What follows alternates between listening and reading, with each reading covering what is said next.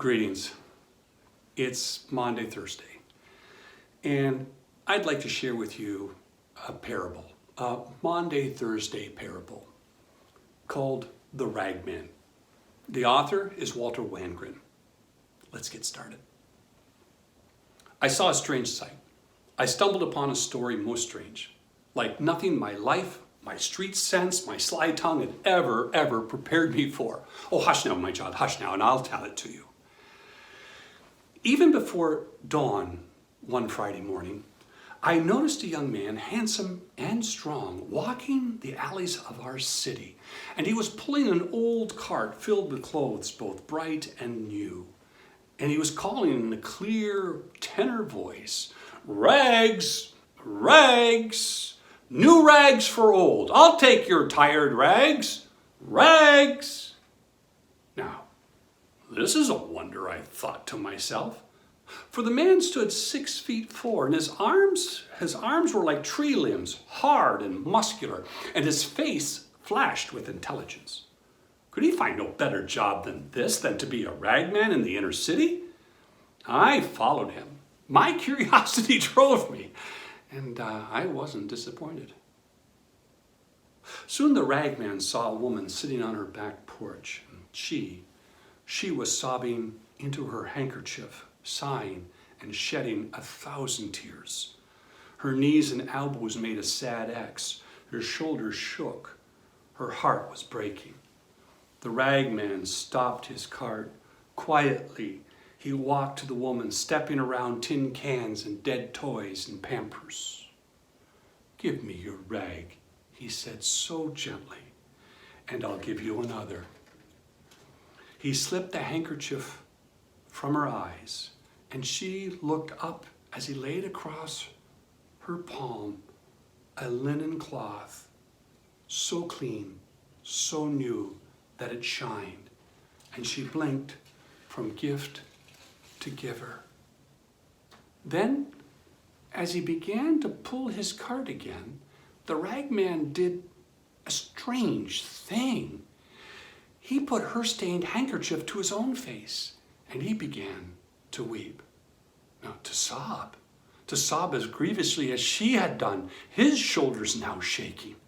And yet she was left without a tear. "This is a wonder," I breathed to myself, and I followed the sobbing ragman like a child who cannot turn away from a mystery. "Rags, rags, new rags for old."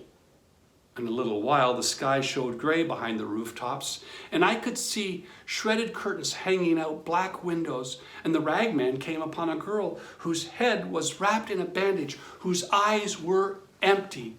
Blood soaked her bandage, and a single line of blood went down her cheek. Now the tall ragman looked upon this child with pity, and he drew a lovely yellow bonnet from his cart. "Give me your rag," he said, tracing his own line on the cheek, "and I'll give you mine." The child could only gaze at him while he loosened the bandage and removed it and tied it to his own head. "The bonnet," he said, on hers. And I gasped at what I saw. For with the bandage went the wound. Against his brow it ran a darker, more substantial blood, his own. "Rags, rags, I'll take your rags," cried the sobbing, bleeding, strong, intelligent ragman. The sun hurt both the sky now and my eyes, and the ragman seemed to be more and more in a hurry. "Are you going to work?" he asked a man who leaned against a telephone pole. The man just shook his head. The ragman pressed him. "Don't you have a job?" "Are you crazy?" sneered the man as he pulled away from the pole, revealing his right sleeve of his jacket, flat, the cuffs stuffed into the pocket. He had no arm. "Oh, so," said the ragman. "Give me your jacket, and I'll give you mine." Such quiet authority in his voice that the one-armed man took off his jacket, and so did the ragman. And I trembled at what I saw, for the ragman's arm stayed in its sleeve, and when the other put it on, he had two good arms, thick as tree limbs, but the ragman had only one. Go to work, he said. And after that, the ragman found a drunk lying unconscious beneath an army blanket, an old man, hunched, wheezing, and sick. The ragman took that blanket and wrapped it around himself, but for the drunk, he left new clothes. And now I had to run to keep up with the ragman, though he was weeping uncontrollably, bleeding freely at his forehead, pulling his cart with one arm, stumbling for drunkenness, falling again and again, exhausted, old, oh so old and sick. Yet he went at terrible speed. On spider's legs, he skittered through the alleys of the city, this mile and then the next, until he came to the city limits. And then he rushed beyond. I wept to see the change in this man. I hurt to see his sorrow. And yet I needed to see where he was going in such haste, perhaps to know what drove him so. The little old ragman, he came to a landfill. He came to the garbage pits. And then I wanted to help him in what he did, but I held back, hiding. He climbed a hill, and with tormented labor, he cleared a little space on that hill, and then he sighed, and he lay down, and he pillowed his head on that handkerchief and jacket, and he covered his bones with the army blanket, and he died. Oh, how I cried to witness that death. I slumped into a junk car and wailed and mourned as one who had no hope, because I had come to love that ragman. Every other face had faded in the wonder of this man, and I cherished him. But he died, and I sobbed myself to sleep.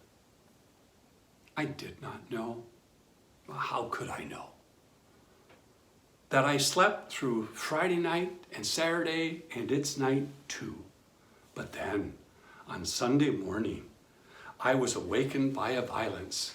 A light, pure, hard, demanding light slammed against my sour face. And I blinked and I looked and I saw the last and the first wonder of all.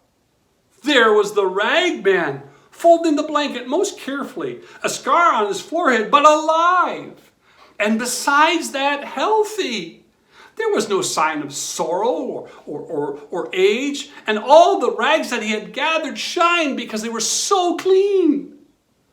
Well, then I lowered my head, and trembling for all that I had seen, I myself walked up to the ragman. I told him my name was Shame, for I was a sorry figure next to him. Then I took off all my clothes in that place, and I said to him, with dear yearning in my voice, dress me. And he did. He dressed me. My Lord dressed me, and I am a wonder beside him. That ragman, the ragman.